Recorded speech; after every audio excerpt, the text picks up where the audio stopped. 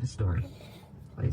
All right, so for anybody who's got teachers in their family in Oklahoma, this is a story you'll probably want to listen to because there are teachers that are relocating there from progressive states who will now be evaluated on the America First agenda.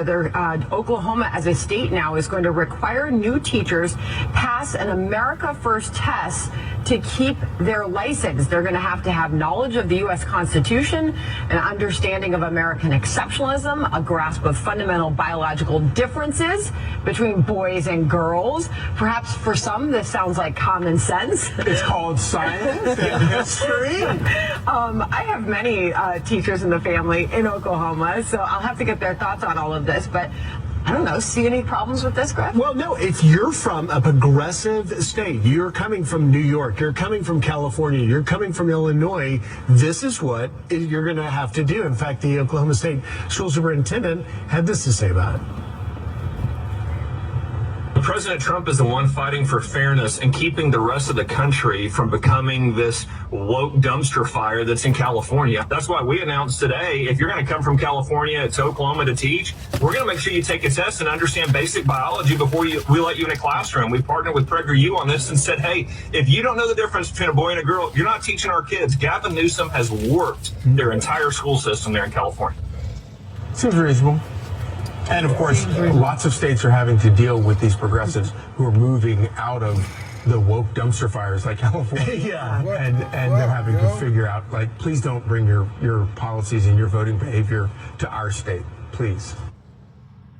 Poor babies. Yeah. I'm gonna say this. One of the things that you talked about my mama being a teacher, but my mom loved kids more than she loved teaching, and there's a nuance and some differences in that. And my mom would tell parents all the time, black parents, go up to that school and see what they teaching your child. Every teacher is not like me.